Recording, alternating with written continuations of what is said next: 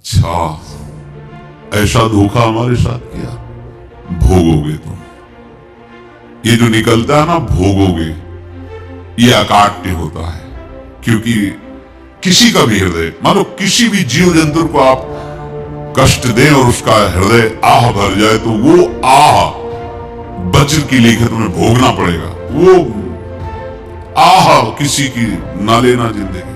कोई ऐसा कार्य, कोई आह भर करके कह दिया तुम समर्थ हो, हम तो कुछ कर नहीं सकते, वो अंदर से दुखी, फिर तुम्हारी सामर्थ्य काम नहीं करेगी, मिट्टी में मिला देगी। ऐसा नहीं कि आप जो कर रहे हैं कोई देख नहीं रहा, कोई हिसाब किताब नहीं, जो कर रहे हैं अवश्य में भोक्तव्यम। बहुत सावधान।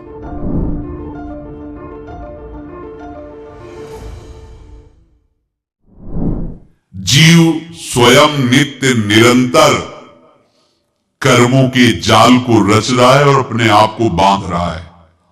आपको मुक्त होना है, बंधना नहीं है। जीव का जन्म कर्मों के अनुबंध से होता है, कर्मों के बंधन से होता है, और उसको अपना ऋण चुकाना होता है।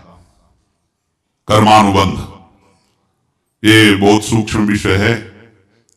जैसे आप जिस परिवार में जन्म लिए हैं तो उस परिवार के लोगों से आपका ऋण है, इसलिए उसी परिवार में आप आए हैं।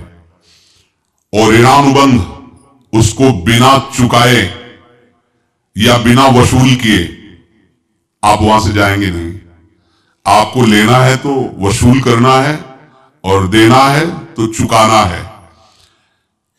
ये पूर्व के जन्मों से निश्चित किया गया है। जैसे किसी के यहां पुत्र हुआ, जन्म से ही पैसा खर्चा शुरू हुआ, बड़ा हुआ तो उद्दंडता के द्वारा मार पूरे परिवार को क्लेश पर क्लेश देता चला जा रहा है। ये तुम्हारे कर्म का फल है। या ऐसे शक्तिहीन बुद्धिहीन ऐसे पागल पूरे जीवन सेवा करो, तुमसे अपना हिसाब चुकाने के लिए वो आया है।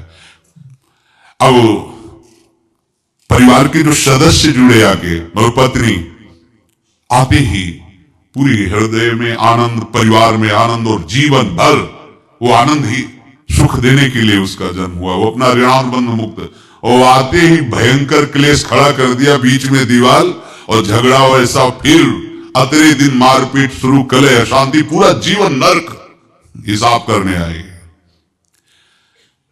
यहां ऋण चुकाए बिना कोई जा नहीं सकता, ऋण चुकाना पड़ेगा। किसी का ऋण वसूल करना है तो किसी को ऋण चुकाना है, दोनों काम करने होते हैं।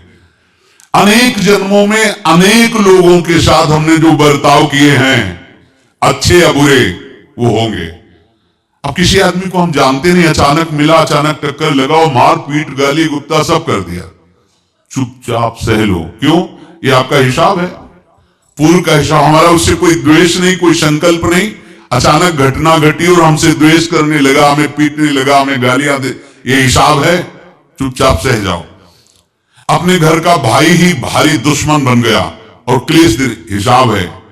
एक प्रभुदत्त ब्रह्मचारी जी की वाणी में पढ़ा था, एक महात्मा जी भ्रमण करते थे तो उस समय असरफियां चलती थी, मोहरे असरफियां, तो उनको भेंट में देते लोग। तो या तो ठाकुर सेवा में लगे तत्काल, या संत